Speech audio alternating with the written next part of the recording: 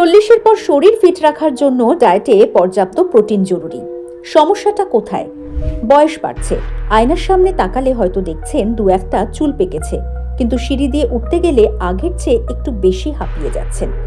আমরা অনেকেই ভাবি এগুলো কেবলই বয়সের লক্ষণ, কিন্তু এই পরিবর্তনের আড়ালে শরীরের ভেতরে একটা বড় ভাঙন চলছে চুপিসারে। 30 পেরোনোর পর থেকেই আমাদের মাংসপেশি বা মাসেল মাস কমতে শুরু করে, আর 40-এর পর এই ক্ষয়ের গতি কয়েক গুণ বেড়ে যায়। চিকিৎসা বিজ্ঞানের ভাষায় একে বলা হয় সার্কোপেনিয়া।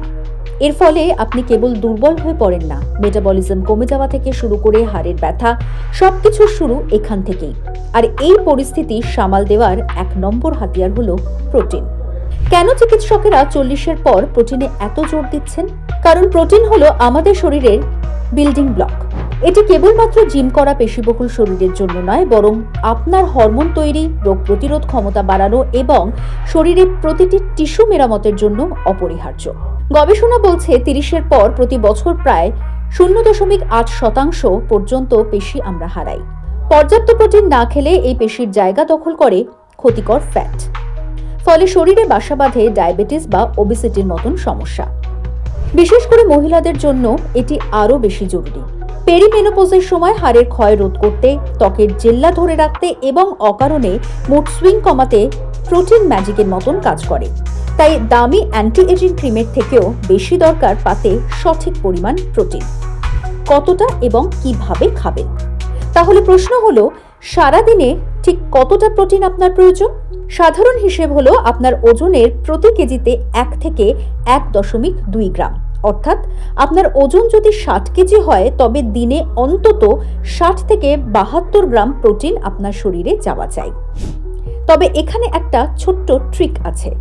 সারাদিনের প্রয়োজনীয় প্রোটিন একেবারে না খেয়ে সকাল, দুপুর এবং রাতে ভাগ করে নিন।